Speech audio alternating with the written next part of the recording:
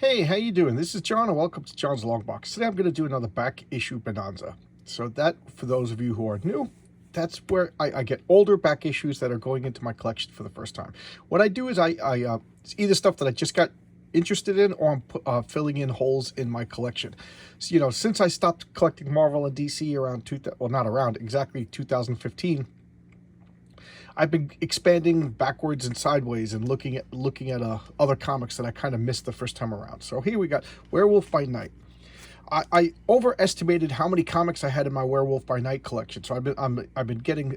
I think I have like 15 and up. So I've been getting the first 15 issues. So, with notable exceptions, that first appearance of Moonlight, which I've been not avoiding getting it, but I kind of buy comics in order. And unfortunately, the TV show came out, and now that comic is like, it went from like $100 to like 1,000. So I don't know if I'll ever be able to get that now. That's just a lot of money. So this is number 11. This is number 12. Look at that cover. That's pretty cool. And then if you watched my last back issue bonanza, I got this comic called I Make Boys Cry. And I was all confused. I don't remember, but I bought it because it's a tie-in to White Widow. So this Absolute Comics group, they have every company does it. They have like crossovers with all their other comics to cross promote their comics. So the White Widow goes to this. This is like a all girl school for assassins. So it's like a school where everybody becomes like the bride in Kill Bill.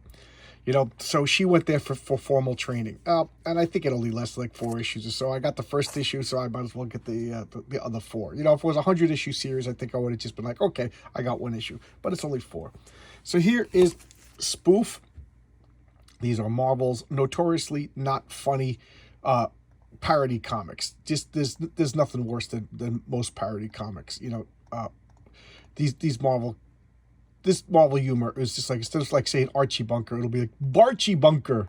Like, oh, okay, that's funny because you changed the letter. But the art is outstanding. So at the very least, I could enjoy the artwork of this. This is Marie Severance. Just look at that. So this is All in the Family. Really good likenesses. And what are they? Meeting hippies and black people because Archie was a notorious bigot. This is a Spoof. What is this? Featuring Rod Serling. Oh, you get it? Rod Serling instead of Rod Sterling's Nut Gallery. You get it? It's funny because it's not Night Gallery.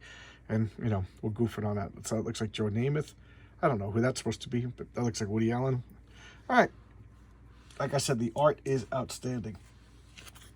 And here we got Star Wars. I think this may have been the last issue of the Star Wars that I collected as a kid.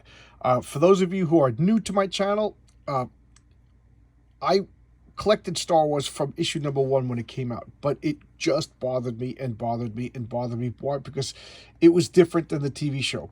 I think the first like 6 issues, which was a comic book version of the first movie, I think they did it. It was in production before the movie even came out. So there was things that were wrong. Like Darth Vader was colored green on the cover. The lasers were off. The lightsabers were off. Because I think it was done from production stills.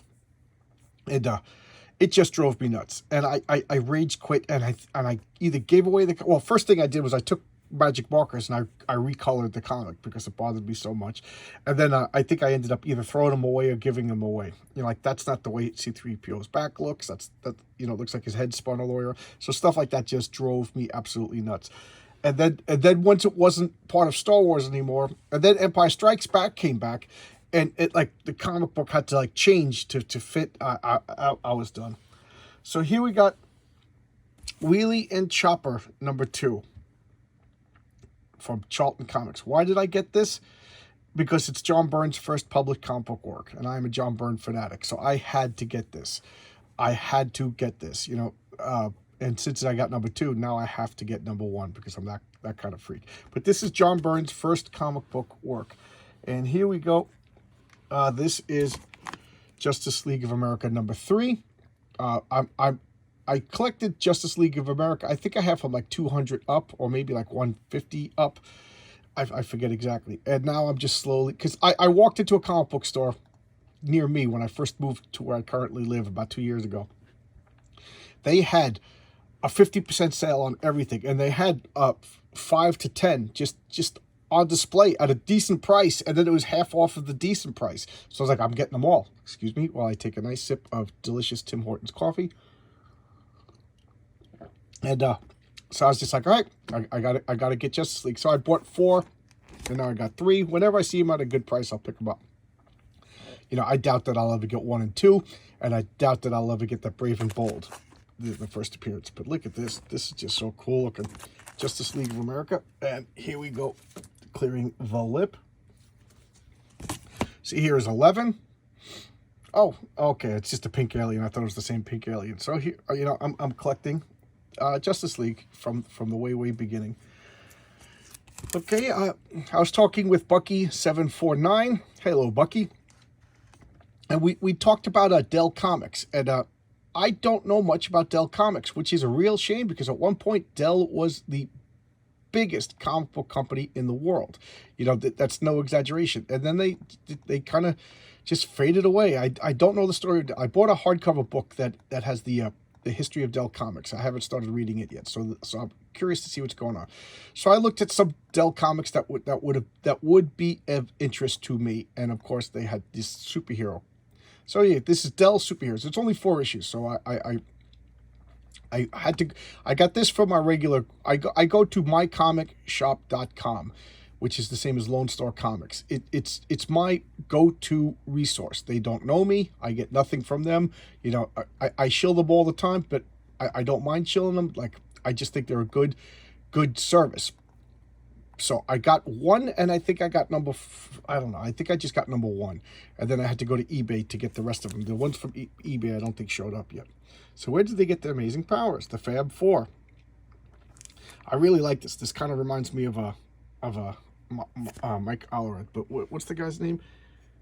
Sam Trapani. I don't know anything about him. I got to look him up. I really dig this. Doesn't this look like a Hasbro cartoon? It looks amazing. And then this came in just a little too late. I had a talk with Mike Barron the other day, and I just didn't get a chance to read it. But Badger, I read these. I read a friend of mine's copy. I think I read not 1 to 5, a friend of mine's copy back when they first came out. But unfortunately, I was a little kid when these came out in 1983, and I couldn't afford to buy all the comics that I wanted. But I did like them. So there you go. Oh no, that's not all of them. Okay, I got confused. I'm filling in my OMAC collection. I'm a Jack Kirby fanatic. So there we got OMAC, One Man Army Corps, number 8. Oh, just so good. I mean, to me, this is Jack Kirby's most imaginative. This comic is him at his most prophetic and most imaginative, most way out there. And so much stuff in this comic is actually coming true. I'm going to do a showcase of another OMAC comic in the next couple of days. You'll see what I'm talking about. Here we got Badger number 2. My wonderful Mike Barron. This is Gangland. Just look at this wonderful artwork. This cover is by Glenn Fabry, I think it was, who did the Preacher covers. This is an anthology of like gangster crime stories, and I saw this when I forget what comic I was showcasing, but it was a Vertigo comic, and I saw an ad for this, and I'm like, oh, I this just went right under my radar. I never saw this, and I'm a big fan of DC's Vertigo line. Okay, I'm going to clear the lip, and here we got Badger. This is Badger number 3. I just opened up, for those of you who do not know, I just open up, like I order comics, they come in a box, they come in the mail, and then I just open them up, take them out of the plastic, and I don't rearrange them or anything because I sometimes I just forget. Sometimes, you know, I'm like, why did I order this? And I like to talk about it live to get like an honest first reaction. So, you know, that's why they're out of order. I guess it would be better, more professional if I organized them, but I'd rather sacrifice the professionalism for the honesty. How's that? Okay, that's my excuse for laziness. So this is number 3. Okay, this is Grumble. I don't know anything about this other than it's where is it? Okay, it's Albatross Funny Books, which is Eric Powell's comic book company that he formed to put out his own comic, The Goon, which is one of my favorite comics. It's just such a good comic. And I enjoy it so much that his whole company gets wash with grace. So I become a fanboy. A fanboy meaning I just get anything sight unseen. So anything by Albatross Funny Books, I just pick up. So I got Mega Ghost, which I actually really enjoyed, and there was another series that I really liked. Now I can't remember, but Goon is by far my favorite from this. And so Grumble, I don't know anything about it other than she's got that haircut that I just hate. The side of the head shaved girls. That speaking of Mega Ghost, here's number 3. Number 3. What it is? It's like he's like a ghost kaiju. He's like a ghost kaiju like kid that solves like a supernatural. I don't want to say crimes. Let's say like occurrences. So it's like that TV show Supernatural, but the main character is a little kid who like could summon Mega Ghost. It's such like a little kid concept. Is E-Man? Look at that wonderful cover. I'm really enjoying these E-Man stories. So in the last issue, Nova Kane just got powers. So she's like E-Girl, I think. E-Girl. That's not Igor. Here's the next issue of Gangland. Wonderful covers. Kind of what is going on over here. Okay, this is, the 5th issue of Mega Ghost. Great cover. I love that cover. I don't know. Something about frames on covers. And continuing Adventures of Captain Savage and the Leatherneck Raiders. War comics were a big hole in my collection growing up. To me, comic books were like things that couldn't happen. Like comic books have the most incredible potential for imagination. I think all of us who will watch my channel could agree to that. We could disagree on plenty of things, disagree on good comics or whatever, but I don't think any of us could argue with the capability and the potential of imagination in comic books. It is, to me, by far, not even close to anything else, the premier medium to express imagination. Why? Because it's a person with a pencil and paper. If you could imagine it, you could draw it. Animation is probably number 2, but that costs a lot of money. So maybe I'm being naive, but I think like one person with a pencil and a pen could get pure imagination down on paper the cheapest, most efficient way. So anyway, so that being said, with the unlimited mode of the ability to express your imagination on paper, I thought Western war was a waste of comic book space, because this is realistic. And TV and movies, to my way of thinking, I thought TV and movies was the best way to do Westerns and war, because you could show them, but like science fiction, superheroes, the best way to do that was comic books, because of the you need special effects. I don't know. But I've since grown up and changed my mind. Although, part of me still agrees that superheroes and science fiction are best done in comic books. But that doesn't mean that you can't do war and Westerns. I don't know. That's long-winded. But anyway, so now I'm picking up like Western comics, war comics, stuff that I didn't look at as a kid. Crime, Savage. Looks like John Wayne. Captain Savage in his Battlefield Rage. Oh, wow. I just realized they changed the title. This is the Leatherneck Raiders, and this is the Battlefield Raider. Wow. That is weird. I didn't realize that. So I guess they changed. I bet you sales will start to slump. Okay, and now we got more. Gangland, great cover. Looks like a snow globe. I don't know. Is this mystical now? I don't know anything about this. Look at this car. This guy did why can't I think of his name? Tim Bradstreet. He did Punisher covers for a long time. Very, very realistic. This is almost too realistic. This is almost like I feel like I'm intruding and I don't want to watch. You may be a horrible gangster, but even you deserve privacy when you're pooping. So let's give him. Let's have OMAC for the rescue. Here's OMAC. One-man army corps. Again, I haven't read these yet, but this looks awesome. He's rescuing Marilyn Monroe. And I don't know what happened, guys. I had a full set of Marvel team up, and they disappeared. I've talked before that comics have disappeared for me. Like notably, my Spidey Super Stories, which I think is funny. Who would steal those? So I must have misplaced a box. I must have left a box someplace. Maybe I sold them and I don't remember as a kid. I went through a phase where I was like, comic books for kids, and I sold a bunch of comics. But I don't think anybody would have bought that's my printer. I don't think anybody would have bought a Spidey Super Stories. But I don't know. I'm ranting and raving like a lunatic, and I shouldn't be. But add these Marvel team-ups to the list. From 50 down is missing, which makes me think that I did something with it. I must have lost a box, because it wouldn't have been such a clean number, 50. So I have 50 up. So I'm redoing my Marvel team up. I'm so mad. The printer, of course, is gonna ruin this video. Well, I'm gonna ruin the video because I'm so unprofessional. Look at that. He's stealing the water. OMAC, One Man Army Corps. The water. He's stealing all the water in the world. Okay. Oh, look at this. Okay. Captain Savage and his Battlefield Rangers. Okay, and then look at this. Oh, this is number 7. Okay, so number 7 is his Leatherneck Raider. So somewhere along the way, like, he shaves the mustache and beard, and he becomes a John Wayne. That is really weird. That is really weird. Okay, I'm gonna clear the lip, and here we go. I'm redoing Conan. I blame RJ from the 4th Age. For those of you who do not know, RJ is a buddy of mine. He does his own YouTube channel called The 4th Age, where he talks about high concepts like philosophy and what the nature of heroism in the culture war in his comics. I'm not smart enough to do that. I'm just smart enough to nod my head and pretend that I understand what he's talking about. But RJ comes on my channel once in a while. I go on his channel once in a while, and we goof around.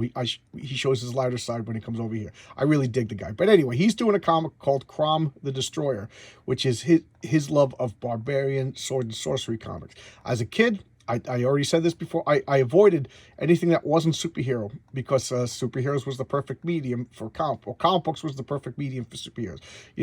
I saw the Conan movie as a kid. I loved it. To me, like, no comic book could compete with the visuals of that movie. I know. I'm not saying it makes sense. I'm just saying this is what I thought as a kid.